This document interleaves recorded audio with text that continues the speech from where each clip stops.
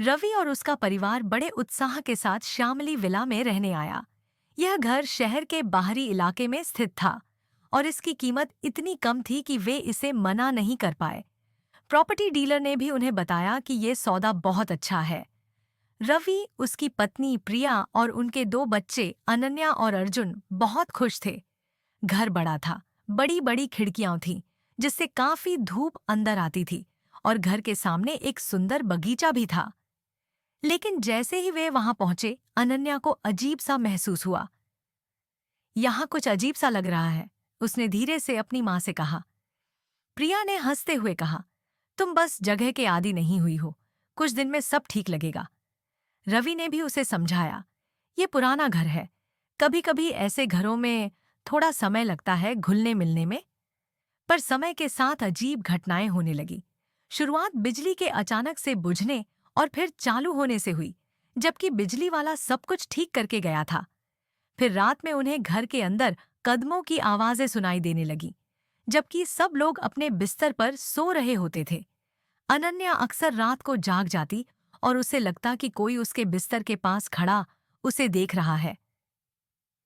एक शाम जब पूरा परिवार खाना खा रहा था, तब डाइनिंग टेबल के ऊपर लगा झूमर अचानक जोर जोर से हिलने लगा। ये क्या हो रहा है? प्रिया ने घबराते हुए झूमर की ओर देखा। रवि तुरंत उठकर चेक करने गया, लेकिन जैसे ही वह पास पहुंचा, झूमर रुक गया। सभी ने एक दूसरे की ओर चिंतित नजरों से देखा। अब और नहीं, यहाँ कुछ तो गड़बड़ है, अर्जुन ने घबराते हुए कहा। लेकिन रवि भूत प्रेत में विश्वास नहीं करता था। ये बस पुराना घर है, हवा होगी या फिर बिजली का कोई मसला। उस रात ऊपर से एक तेज आवाज आई। रवि भागकर ऊपर गया, लेकिन सब कुछ ठीक ठाक था। दरवाजे बंद थे और वहां कोई नहीं था। उसने इसे फिर से नजरअंदाज कर दिया, लेकिन प्रिया अब और घबराई हुई थी। उसे लग रहा था कि घर में कुछ गलत था, कुछ बहुत ही डरावना। अगली सुबह अनन्या को अटारी में एक पुरानी डायरी मिली।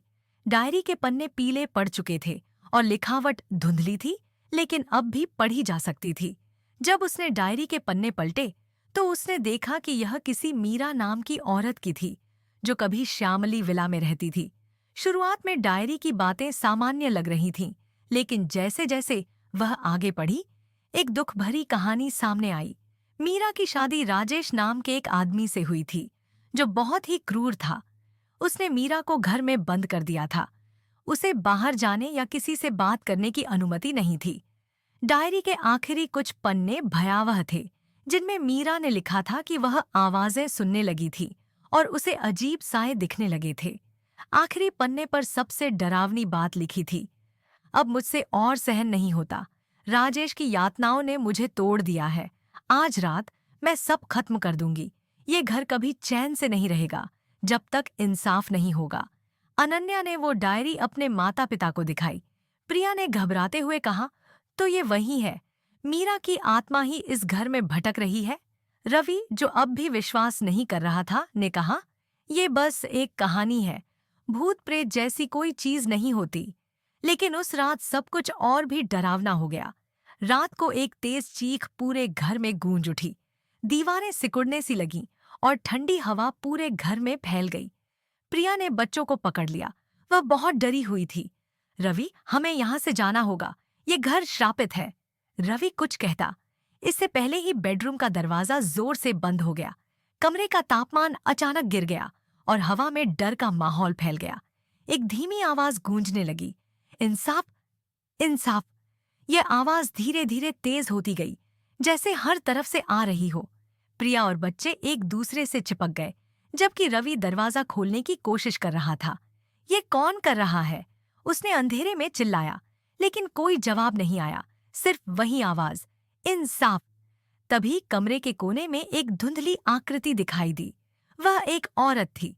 उसका चेहरा सफेद और आंखें दुख और गुस्से से भरी हुई थी। अनन्या ने डरते हुए कहा, ये वही है, ये मीरा है। भूतिया आकृति ने रवि की तरफ इशारा किया और गुस्से से कांपते हुए कहा, उसे सच का सामना करना होगा, उसे जानना होगा कि क्या हुआ था। रवि कांपते हुए बोला, मैं नहीं समझ पा रहा हूं, कौन सा सच? आप मुझसे क्या चाहती हैं? आत्मा की आंखों में गुस्से की आग थी। तुम राजेश के खून हो, उसने कहा।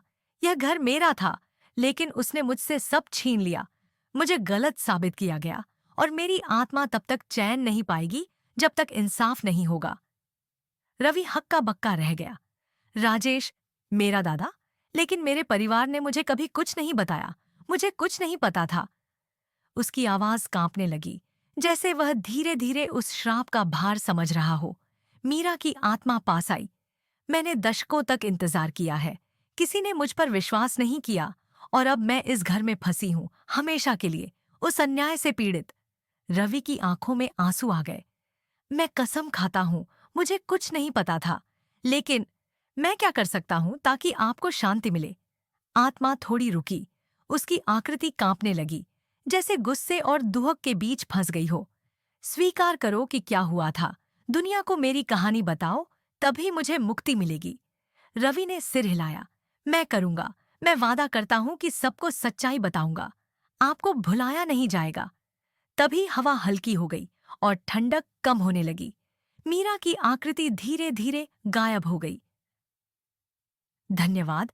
उसकी आवाज हल्की सी गूंजती हुई कमरे से बाहर चली गई। परिवार स्तब्ध खड़ा रहा। घर, जो पहले अंधकारमय और भयानक लग रहा था, अब शांत महसूस हो रहा था, जैसे कोई भारी बोझ हट गया हो। रवि ने अपनी पत्नी और बच्चों को कसकर गले लगा लिया। हम इस जगह को छोड़ देंगे, उसने धीरे से कहा, लेकिन जाने से पहले मैं अपना वादा पूरा करूंगा। अगले दिन रवि ने एक स्थानीय इतिहासकार से संपर्क किया और मीरा की डायरी की कहानी बताई। उसकी दुख भरी जिंदगी की सच्चाई सबके सामने आई और राजेश के अत्याचारों की कहानी प्रकाशित की गई। श्यामली विला उसके बाद खाली ही रहा, लेकिन वहां किसी ने फिर कभी कोई अजीब घटना नहीं देखी। इस कहानी से हमें ये सीख मिलती है कि सच्चाई, चाहे कितनी भी गहरी क्यों न दफन हो, एक दिन सामने आ ही जाती है। बीते हुए गलतियों को नजरअंदाज करना उनका अंत नहीं करता, बल्कि वे पीड़ा को और बढ़ा देते हैं। जब हम सच्चाई का सामना करते हैं और न्याय की तलाश करते हैं, तभी शांति मिलती है, चाहे वह जीवितों की हो या मृतकों की।